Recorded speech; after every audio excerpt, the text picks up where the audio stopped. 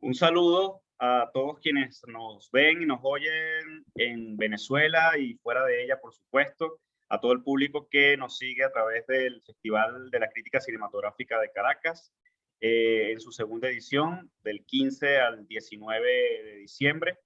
El día de hoy vamos a estar con un crítico, y él siempre coloca también que es médico, un crítico de larga data, desde Colombia, Juan Carlos González, crítico, repito, de más de 20 años de experiencia, en su portal Tiempo de Cine y en revistas allá en Medellín, ¿verdad? Es donde estás en este momento. Yes. Juan Carlos es además un amante de todo lo que es el cine de Truffaut, igual que yo, y vamos aquí a conversar el día de hoy un poco sobre su carrera y principalmente sobre Truffaut y los 400 golpes, que es la película que le dio apertura al festival el día miércoles 15 de diciembre. Entonces, bueno, sin más preámbulos, ¿cómo estás, Juan Carlos? ¿Cómo te trata el Edgar, día?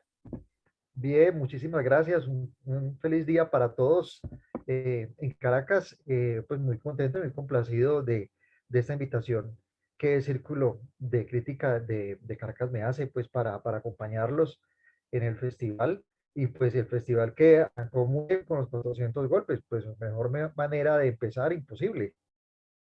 Así es, además restaurada, creo que es algo, es una carta de intención, es una manera de fijar posición sobre una problemática que es bastante común en los países latinoamericanos, y es el hecho de un grupo de películas que son importantes culturalmente para nuestros países, que muchas de ellas por una mala gestión de la Cinemateca o por simplemente, no sé, voluntad política, no son restauradas, digitalizadas. Pues tenemos el ejemplo de esta película francesa que se encargaron el medio cinematográfico francés, el Estado francés, de restaurar y de tener esta obra de hace más de 60 años, del año 59, Ujú. restaurada para que la podamos ver en nuestros cines en DCP digital, con todos los valores en cuanto a sonido e imagen perfectos. Entonces, además, Truffaut, ¿no? Una ópera prima de alguien que se convertiría después de esa película en uno de los directores capitales más importantes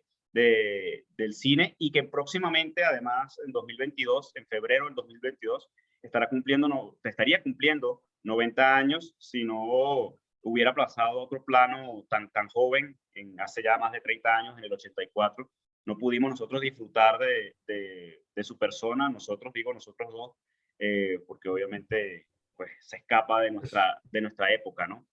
sí, Entonces, yo estaba en el colegio cuando Truffaut murió y pues realmente yo en ese momento no sabía quién era él, realmente. Entonces, pues no, exacto, como dices tú, es otro momento de la vida de uno.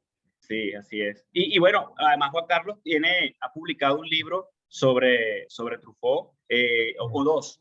Eh, yo, No, un un libro sobre libro, Truffaut. ¿en qué Ajá. año lo publicaste? Ay Dios, creo que fue en el 2005 si no estoy mal.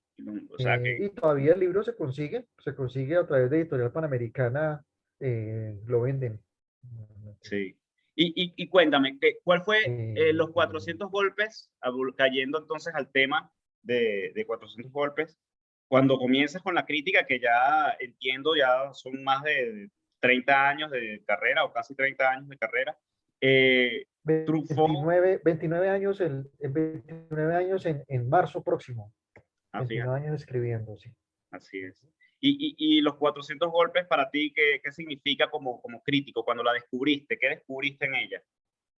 En esa época, cuando yo empecé, digamos, como a ver cine de manera, digamos, más consciente, el Centro Colombo Americano de Medellín tenía una videoteca que había organizado, perdón, el mejor crítico de cine de Colombia que era el padre Luis Alberto Álvarez, un sacerdote claretiano, y él, que había vivido en Europa y sobre todo, y tenía muchos contactos internacionales, tenía una colección de películas en VHS y en Betamax, y hizo copias, y esas copias estaban en la biblioteca del Centro Colombo Americano de Medellín. Digamos, estamos hablando de 1987, 88, que yo empecé a ver ya cine, o te digo, más conscientemente. Y ahí pude ver los 400 golpes eh, en una versión, pues no restaurada, pero en una versión muy decente para la época.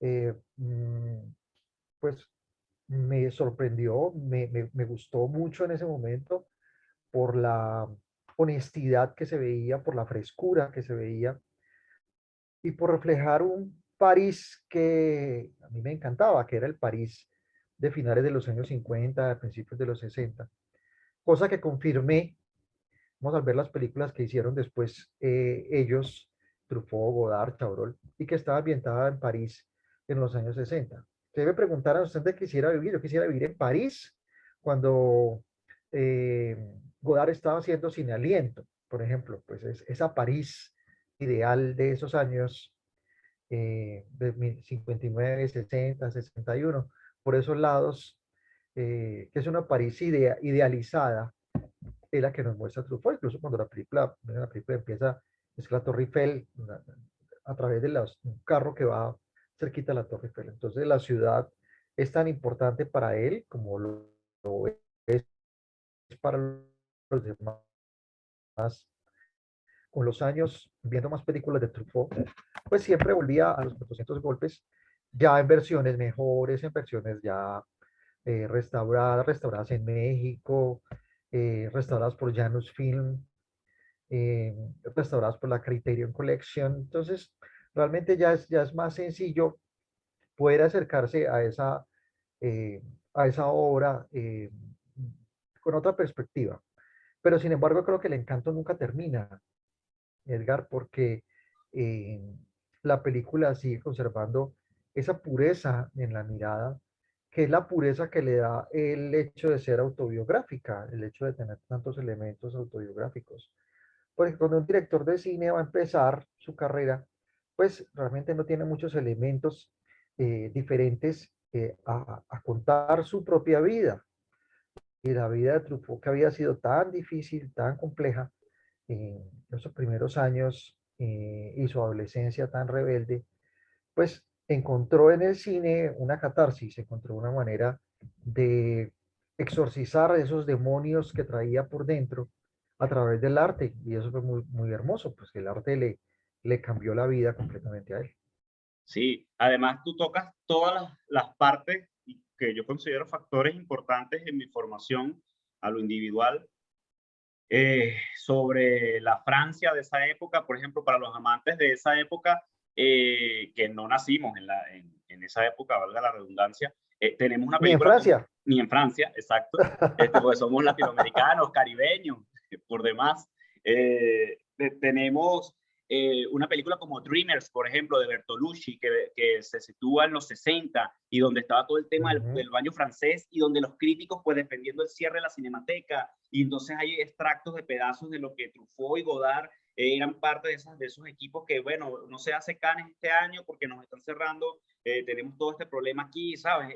Y tú lo vives además con ese elenco, con Luis Garrel, con una ópera primista, porque era su primera película como actriz de Eva Green, que es una superestrella hollywoodense hoy en día.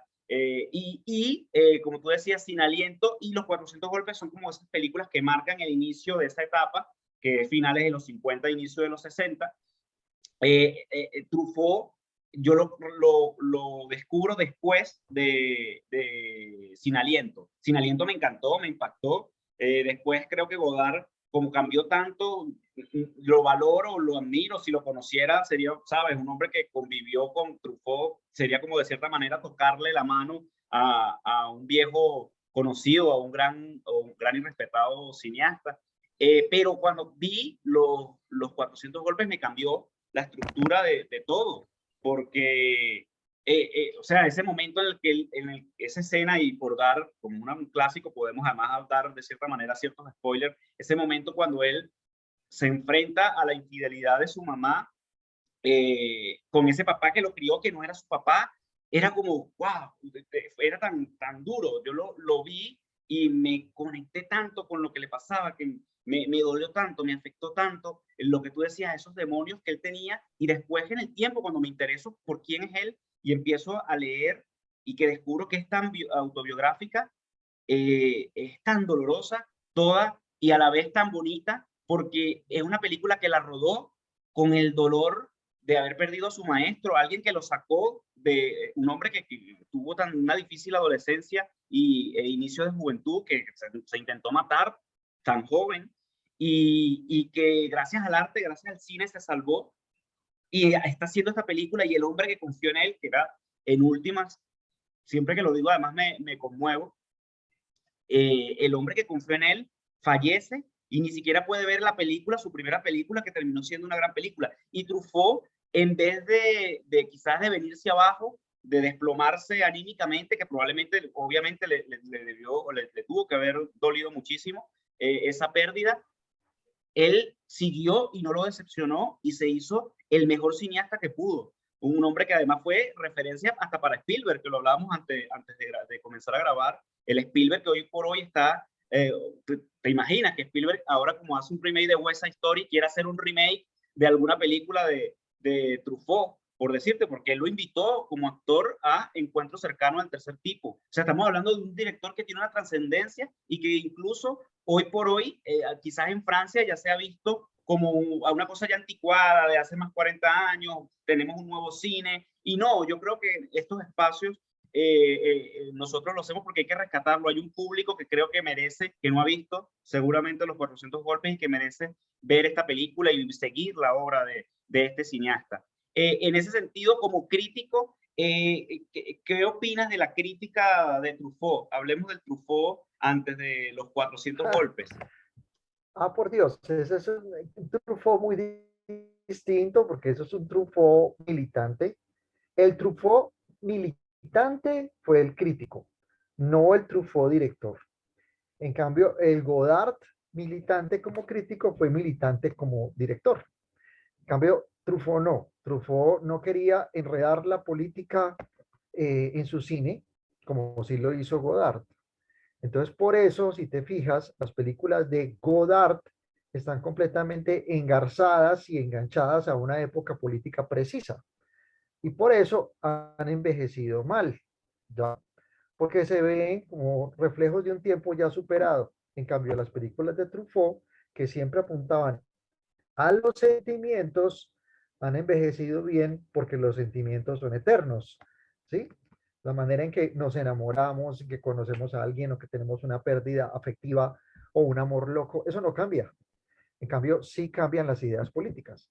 Tú hiciste mención a los soñadores, a The Dreamers. En The Dreamers, pues que se refleja todo lo que ocurrió el cierre de la Cinemateca, Truffaut estaba rodando Los Besos Robados en ese momento. La única referencia al cierre de la Cinemateca es una imagen al principio de Besos Robados en que dedica la película al director de la Cinemateca. Pero no más, pues si muestra la Cinemateca cerrada, no más, eso es todo lo que, lo que vemos. El Truffaut crítico de cine es un Truffaut en proceso de aprendizaje, es un hombre al cual le abren las puertas de Cahiers du Cinéma.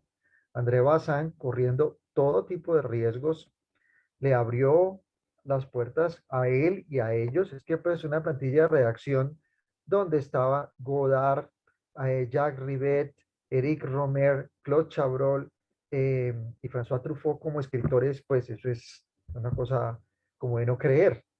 Entonces, Truffaut era el más joven de ellos y quizás el más atrevido por esa juventud. Y entonces era el capaz de escribir ensayos como una cierta tendencia del cine francés en el que desbarataba todo el status quo del cine francés hasta ese momento y proponía una serie de autores que él consideraba los verdaderos autores del cine que había en ese momento, los únicos que valían la pena.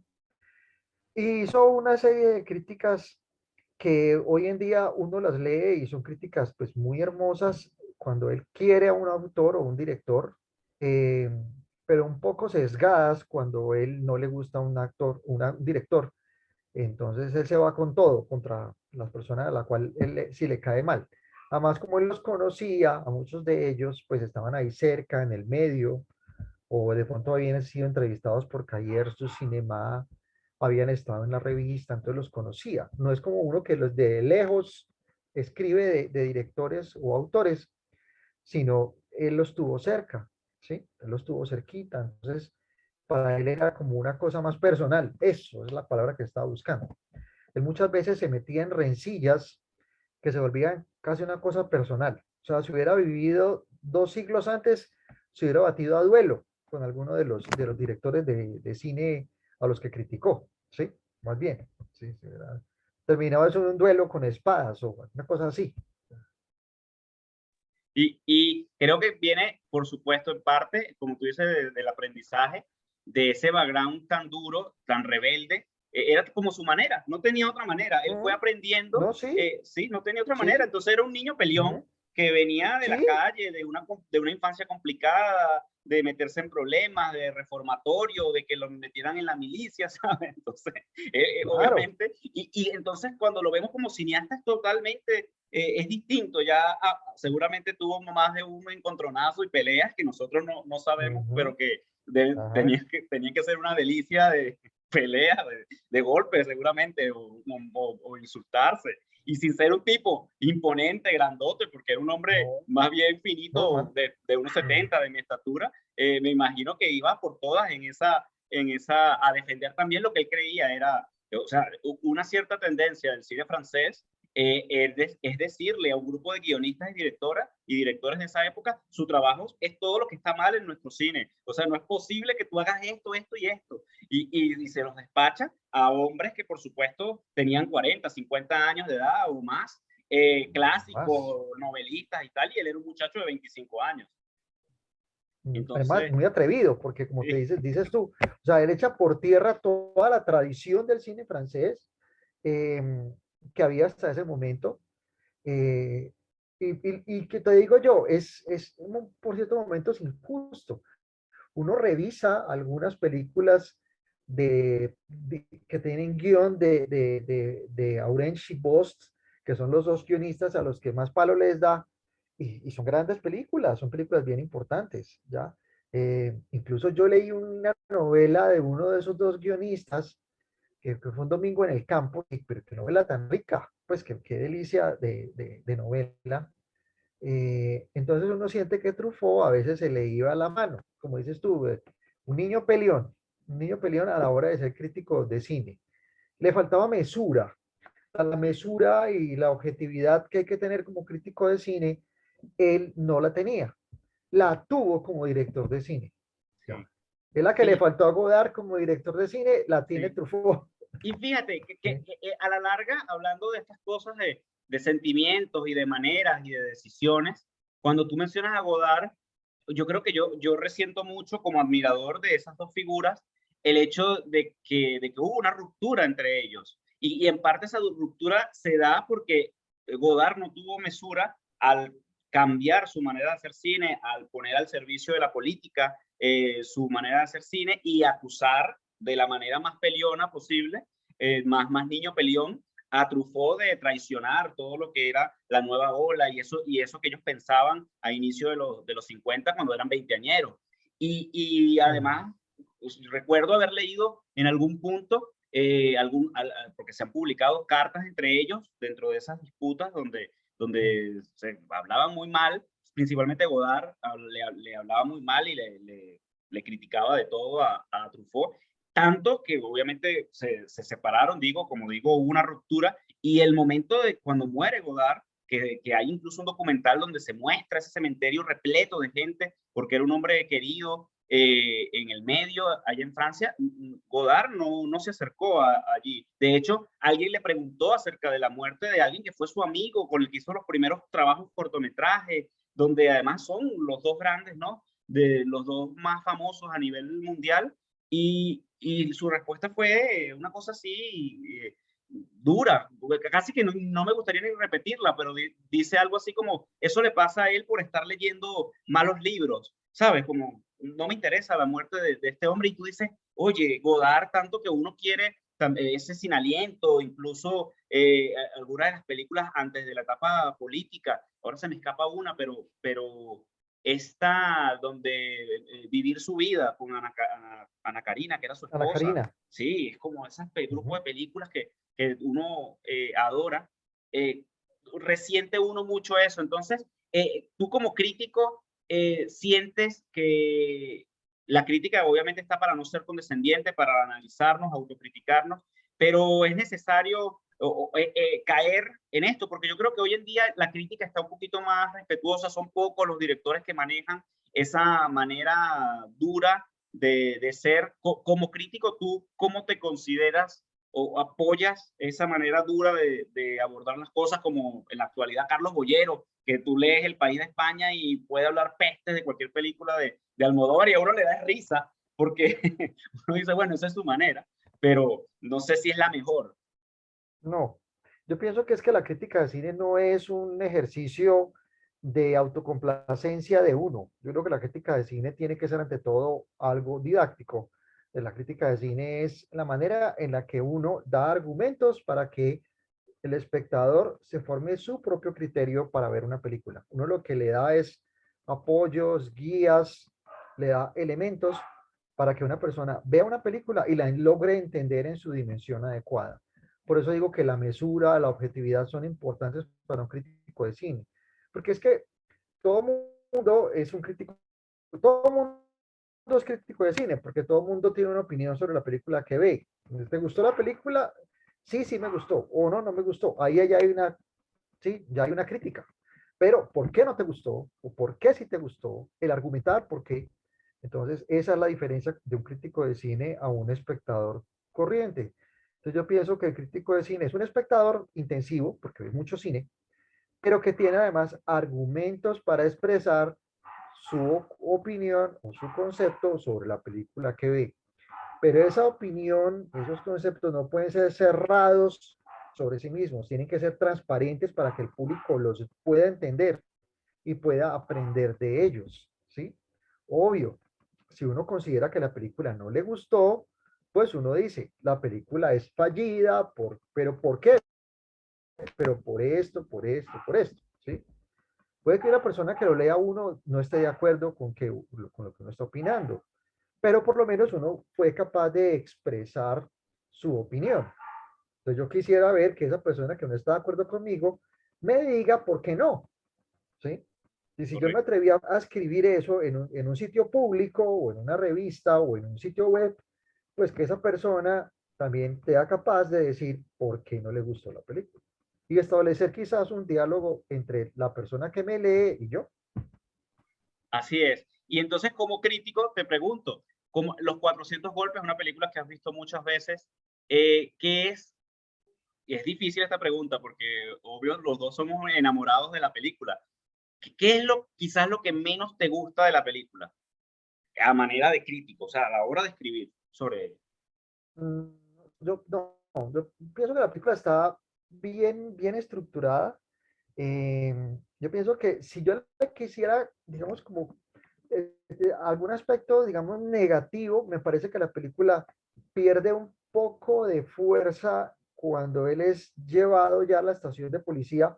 Y no es que no se carezca de fuerza ese pedazo, sino que es que se ve que es más manipulador de los sentimientos de ese aspecto en que él está encerrado en la estación de policía, en que lo llevan al reformatorio, en que lo fichan allá, en luego las entrevistas con el psicólogo. Ese pedazo me parece que es un pedazo bastante manipulador y bastante duro en la película. Me parece que pasamos de esas escenas, primero en el hogar, en la familia, que eran tan bonitas para él, luego la decepción que representó verla, que su mamá era infiel, después las aventuras escolares que me parecen lo mejor de la película, eh, ese contar que la mamá se había muerto es como disculpa para no ir a estudiar, pues eso es fantástico. Eh, y todo digamos, ese recorrido por París, volándose del colegio, eso me parece encantador. La robada de la máquina de escribir, bueno, esas aventuras, digamos, pícaras, me parecen fantásticas, pero ese pedazo final es más lúgubre, ese pedazo final es mucho más oscuro. Hasta el momento en que se fuga y esa liberación sí es de nuevo luminosa, sí es de nuevo muy hermosa y termina pues con ese plano final que es por cierto, la imagen oficial de este festival. Así es, sí, que y además simbólicamente cuando lo creativamente lo planteábamos, el afiche Es el segundo festival, pero es la primera vez que se hace presencial. Y ahí Antoine Donnell está viendo por primera vez el mar. Estamos por primera vez en un modo presencial y esa es la búsqueda conceptual entre lo que significa para nosotros este festival y enlazarlo con lo que Truffaut hace en ese cierre de su película, ese niño que, bueno, ahora está a la buena de él, es su momento de pasar a lo siguiente, ya has pasado todo esto, ahora creo que te toca ser adulto.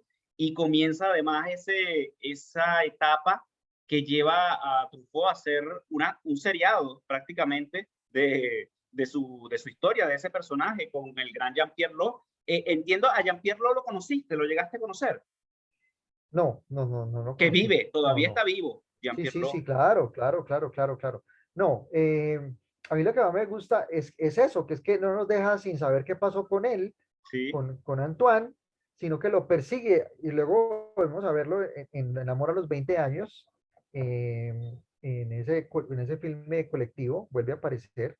sí. eh, y ya después en las demás películas, en Besos Robados, en Domicilio Conyugal, en Amor en Fuga. ¿Sí? Pero, ay no, eso me encantó, que él no lo hubiera dejado a la deriva, sino que lo hubiera seguido junto a él.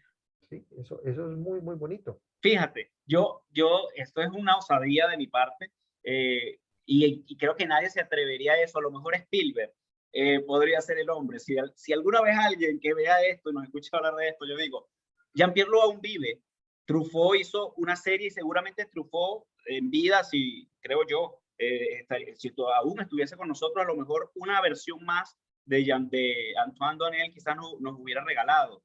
Eh, Sería genial poder ver nuevamente a Antoine Donnell y ver a Antoine, Jean-Pierre Lot una vez más como Antoine.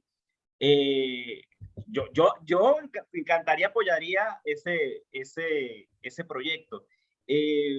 Tú como un crítico, como además alguien conocedor de la vida de Truffaut como biógrafo, probablemente uno de los pocos biógrafos en español que tiene Truffaut, ¿verdad?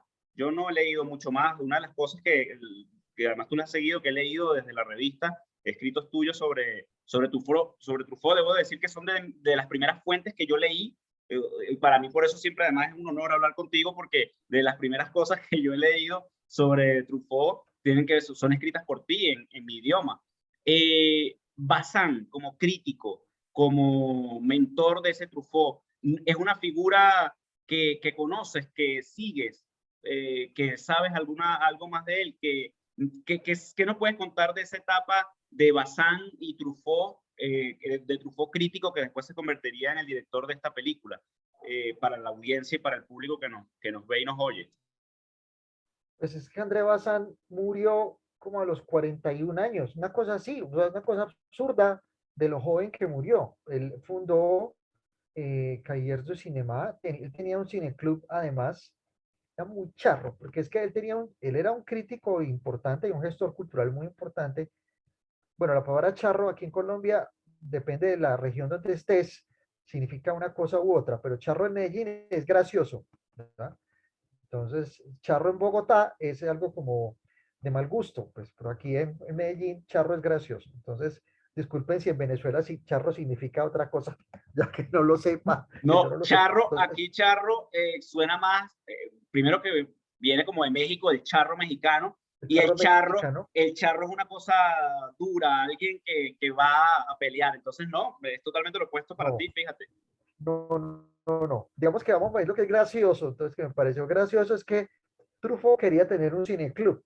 Entonces, resulta que el cineclub que quería organizar Truffaut, pues de una manera muy artesanal, muy improvisada, coincidía en el día y la hora con el cineclub que tenía André Bazin, que era un cineclub formal, un cineclub organizado, tal. Entonces fue Truffaut a decirle a André Bazin que cambiara el cineclub de horario, el de él, para poder Truffaut hacer el suyo. Imagínate pues lo atrevido. Entonces, pues ya, ese es Truffaut, así era. Entonces, André Bazin, pues fue un gestor cultural muy importante, fue un hombre que hizo muchas actividades alrededor del cine, fue además el papá de estos pollitos se los aguantaba a todos allá en la revista. Con Truffaut tuvo una relación más cercana porque él lo llevó a vivir a su casa. Él y su esposa le abrieron su casa, le abrieron un espacio, una guardilla, y ya lo tenían alojado. Pero la mayoría de la obra de André Bazin fue publicada póstumamente. O sea, libros como Leer el cine, como perdón, ¿qué es el cine? O El cine de la crueldad, y muchas otras, son textos recogidos de su obra. Son textos que él publicó en Cahiers du Cinéma, y que después ya alguien decidió publicarlos de manera póstuma como antologías de textos. André Sí, Bazin es un hombre muy académico, más que un crítico, digamos, de películas individuales, como un ensayista que tocaba muchos géneros, que era capaz de ver como la globalidad del cine del momento. Cuando escribía de manera, como te digo yo, muy académica. No es un hombre, digamos, fácil de leer, es una persona que escribía para un público muy culto, para un público muy, muy enterado. Eh, pero digamos que como gestor cultural y como papá adoptivo de Truffaut, tuvo ahí, digamos, su gran tarea en la vida. Eh, Morir el día en que iniciaba el rodaje de los 400 golpes, pues es algo absolutamente simbólico realmente. Pues, que estaba diciendo, pues esto es como el destino es así de trágico y así de cruel.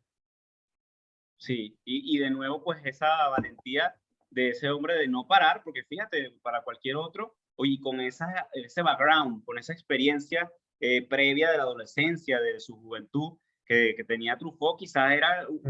un indicador de que eso, de que es una tragedia, de que ni siquiera hay que hacer la película, y no, él hizo la película lo mejor que pudo, y vamos la película que hizo, porque se llevó un premio del jurado en Cannes del 59, creo que él se llevó algo en la Mejor actuación, director, mejor director, exacto, mejor mejor director. director. Y el niño fue sacado en hombros porque realmente era el nacimiento de una estrella también en la parte de la actuación. Se hizo un clásico tanto como Jean-Paul Belmondo entre el cine francés de la época 60, 70, 80. Y digamos que en ese festival de Cannes, la persona que lo acompañó a Truffaut, donde debía estar eh, André Bazin, fue Jacques Cousteau. Cousteau fue el que lo acompañó, el que estuvo ahí con él en esos momentos en que el festival estaba teniendo lugar en Cannes. No Y sé si sabías eso. no, no lo sabía. Y, Sí, y además también recuerdo que para mí además son enseñanzas, leer sobre Truffaut es también aprender es una manera de hacer las cosas, ya como cineasta, como alguien que, como tú decías, Bazin, hay un texto sobre Renoir, un libro sobre Renoir firmado por Bazin, pero que se mm, publicó póstumamente, recolectando notas que increíble. antes de morir Así es. estaba haciendo Bazin, y Truffaut hace el prólogo del libro y lo publica porque ya era un hombre que tenía la suficiente solvencia económica a inicios de los 70. Renoir también ya estaba bastante mayor en esa época, si no estoy mal, cuidado y si no, ya no creo que Renoir murió después de esa publicación de ese libro. Y bueno, nunca se separó de sus orígenes y tuvo esa mesura. De hecho, su esposa, la esposa de Truffaut en esos inicios, era la hija que era donde quería llegar, El que te productor. decía, de un productor y distribuidor internacional de Claro, películas. Entonces, Truffaut estaba en una claro. familia de ser un niño Ajá. pobre, humilde, pues arranca su película casado con una niña, hija del productor y distribuidor importante de Francia en ese momento, que además le iba a dar Claro. obviamente una Ajá. línea directa a su película, posibilidades de estar de distribución internacional y de estar en festivales. Y tú dices, bueno, yo no dudo que la haya amado porque era un hombre enamoradísimo de las mujeres, pero también hay allí una cosa de saber dónde estás, o de la buena fortuna, porque bueno, estás trabajando de la mano de quien fue su primer distribuidor y productor y que seguramente aprendió muchísimo del negocio con este hombre, que ahora no recuerdo el nombre.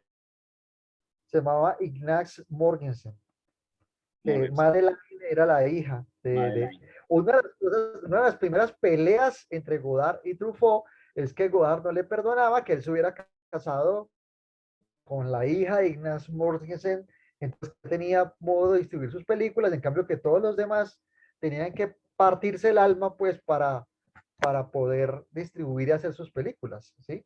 Pero que Godard no se queje, Truffaut le hizo la historia y el guión de donde salió Sin Aliento, ¿ya? Y le ayudó con el productor Brown Berger para poder hacer la película. Entonces, pues que Exacto. deje de joder, que Godard jode mucho. ¿Ya? Sí, y como te digo, yo recuerdo otra de esas cosas dolorosas. Nosotros tenemos como una relación tóxica con Godard, porque queremos muchas de sus películas, adoramos lo que simboliza o significa para el cine mundial, pero chicos, yo no le puedo perdonar hace un par de años, antes de la muerte de Agné Varda, no sé si llegaste a ver Caras y Lugares, Face and Places, con JR, ese documental que estuvo nominado a los Oscars, donde ella Claro. va está haciendo como un paseo de lugares y ella quiere ver a Godard y Godard ni siquiera la deja pasar, le pone una nota y le dice cosas feas y Agné Varda, que además tú ves, Agné Varda era una mujer, un encanto de señora que a los 90 años todavía seguía luchando por hacer películas y no eran superproducciones, peliculitas artesanales que ella con su genio lo hacía y tú dices y le vas a decir eso, ni siquiera la vas a invitar a pasar y le vas a, ¿por qué ser así, tan feo, tan mala gente? Entonces tú dices, Tan él. bueno, sí, tan él. Entonces uno se lo consigue, o si uno tuviese la posibilidad de conseguírselo, yo quisiera darle un abrazo y tomarme una foto con él, pero igual hay una cosa que uno tiene ahí como una distancia de concha, le hiciste esto a él, le hiciste esto a Arné, wow, es difícil, Truffaut. No, a vos no te recibe, a mí tampoco me recibe. Nos manda un perro de esos Sí, sí, guardianes a que nos muerda. ¿Ya? sí, No porque recibe. ¿Ya? además el año pasado creo que fue antes de la pandemia o fue en medio de la pandemia, no, fue antes de la pandemia. En 2019 lo invitaron porque iba a estrenar una película en Cannes e hizo un live de Instagram. Con su asistente viajó a Cannes y desde Cannes pues se hizo el live donde él respondió preguntas y era una cosa Mm, virtual. Eso fue sí, un sí, año antes de la pandemia. En sí, últimas, sí, sí. termina siendo esta la modalidad que tenemos de un poco de expresarnos y de llegar a más público, no solamente reducido al espacio que uno tenga o consiga en un lugar, sino que nos pueden ver en Colombia, nos pueden ver en Francia, nos pueden ver en Estados Unidos o en cualquier otra parte del mundo Ujú. con esto que vamos a subir. Entonces, Truffaut tiene, Godard tiene esas cosas que, aunque es súper ermitaño en esta época, entonces a veces accede a cosas como esa, hacer un live en Instagram, grabar una cosa para una universidad, pero que estoy seguro vamos tú y yo y nos acercamos a tratar de que nos atienda y no nos abre la puerta. Si no se las No, no, abrió no. a Verdad, a nosotros tampoco. Sí, sí, nos dice, toque aquí, y es una cerca electrificada, para que nos Exacto, exacto, sí, exacto, entonces nos dé un calambre ahí o nos echa un perro.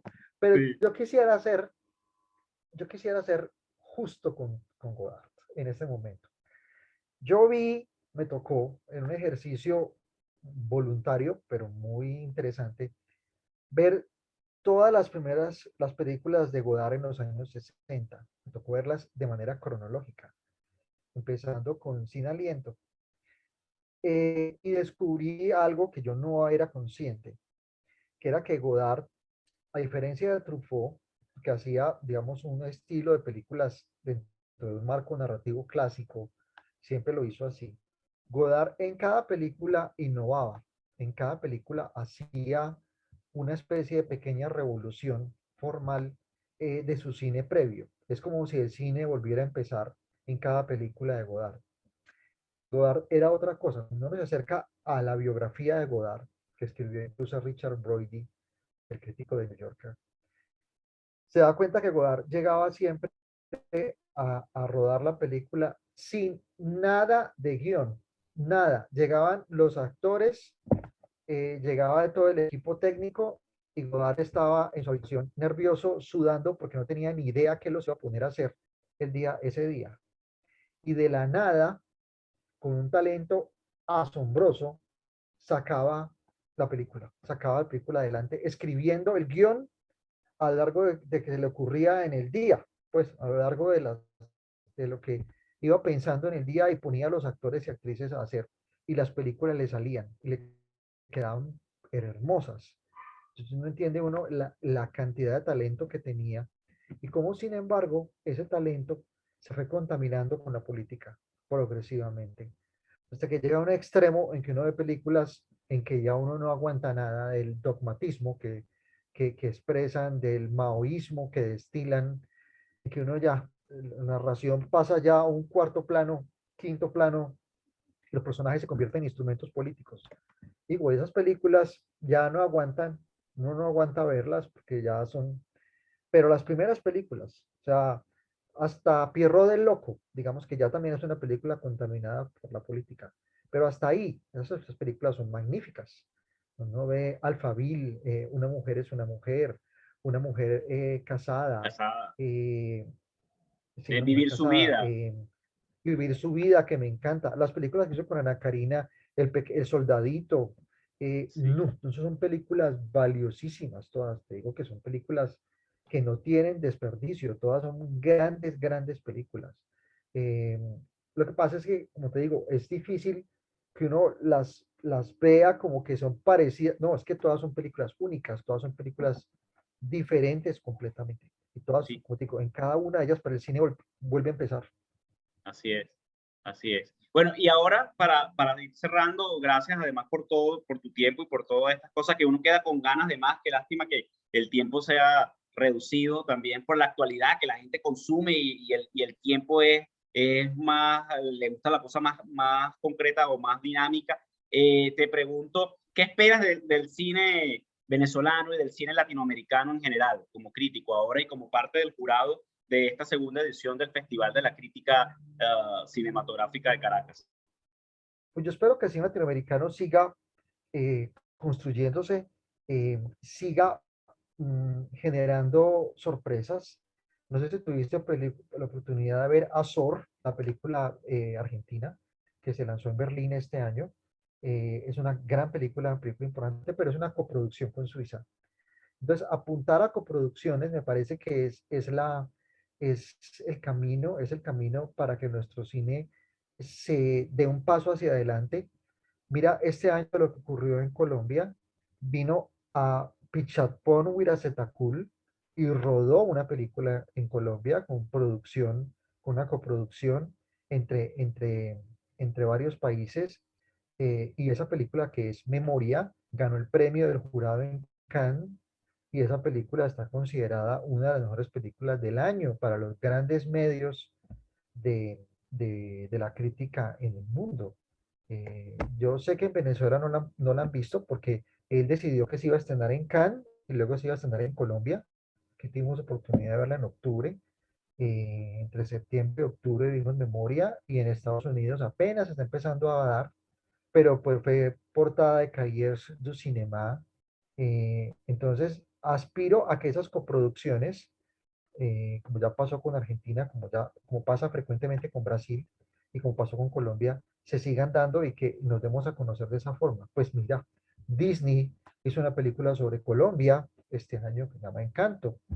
Entonces, ya había hecho Coco sobre México, hizo Luca sobre Italia, y de repente hace una película sobre Colombia. Entonces, yo quisiera también que Disney posara los ojos sobre Venezuela y sobre los demás países latinoamericanos y nos diera a conocer. Me parece que el cine nuestro es un cine que necesita acabar de tener una mirada propia, de, de darse a conocer y que tenga un público, que eso creo que es el gran problema en Colombia.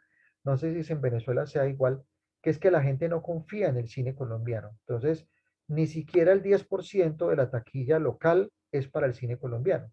Eso quiere decir que el público de 100 personas, 90 o más van a ver cine extranjero, y solo el 10% o menos van a ver cine colombiano. Además que consideran que el cine colombiano está encasillado en temas de narcotráfico, por ejemplo, o en temas de violencia, de guerrilla, y eso no es así. Hay un cine colombiano cotidiano, hay un cine cotidiano que apunta a las historias de la gente normal y de la gente sencilla, que no tiene nada que ver con la violencia. Y ese cine también existe. Como existe el gran cine, que cuenta historias, pues sí, de narcos y de guerrilla y de cosas así, que incluso Netflix y otras empresas de cable son las que han acogido, de cable no de streaming, son las que han acogido ese tipo de historias y han hecho realizaciones importantes, pero ese cine que tiene mucho dinero no es el cine más importante. El cine más importante es el cine hecho por personas individuales, por personas que tienen apoyos de becas y que quieren hacer un cine diferente. Me apunto a ese tipo de cine, a un cine eh, mucho más cercano a lo que somos como pueblo y no a explotar tragedias o a explotar males que son crónicos en nuestros países.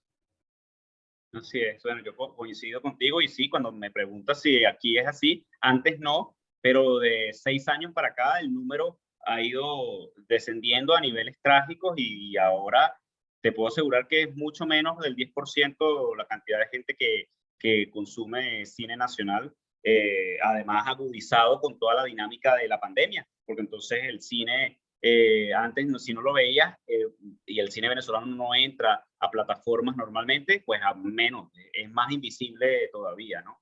Entonces, es una situación que nos toca a todos y que esperemos este reinicio de todo, por cómo se ha movido la dinámica de la pandemia, pues nos ayude a organizar esto y que incluso esfuerzos como que son esfuerzos industriales, no tanto de los latinoamericanos, pero esfuerzos como los que mencionabas de un Coco o Encanto, ayude a que el apoyo siga llegando al cine latinoamericano, porque tenemos además buenos y grandes realizadores que lo que necesitan es ese apoyo para que su cine sea escuchado, visto en otras latitudes. Bueno, Juan Carlos, se nos acaba el tiempo. Dinos, por favor, dónde, para que el público te siga, además la revista Kinetoscopio, donde escribes, la web, las redes sociales. Bueno, mi página web es tiempodecine.co, que ahí pues ustedes la pueden seguir en Facebook. Tuve una dificultad con la cuenta que la hackearon, entonces ahora tengo una nueva cuenta en Facebook que es tiempo, la letra D, la letra C de cine, o sea, tiempo de cine, pero no DE, sino tiempo, letra D, cine. Ahí estoy en Facebook para que también me puedan seguir. Y en Instagram es @tiempo de cine. Correcto. Ahí estamos pues todos conectados por ahí. Pero digamos la página web, yo creo que es donde nos podemos ver y nos podemos leer. ¿Ya? Prometo seguir escribiendo de Truffaut. Genial, genial. Muchísimas gracias entonces, Juan Carlos. Un Bueno, a abrazo todos ustedes virtual también. y esperamos vernos pronto presencial, conocernos y que incluso puedas venir a Venezuela en algún punto, invitado por nosotros, Dios mediante, y hacer ya quitarlo semipresencial y hacerlo totalmente presencial, que se mueva Claro que sí, como era antes los festivales, ¿no? claro que sí. Pues Muchi- muchas gracias Edgar y muchas gracias a todos ustedes por la atención y nos veremos pronto y que disfruten mucho el festival. Gracias. Feliz día. Bueno, un abrazo. Chao.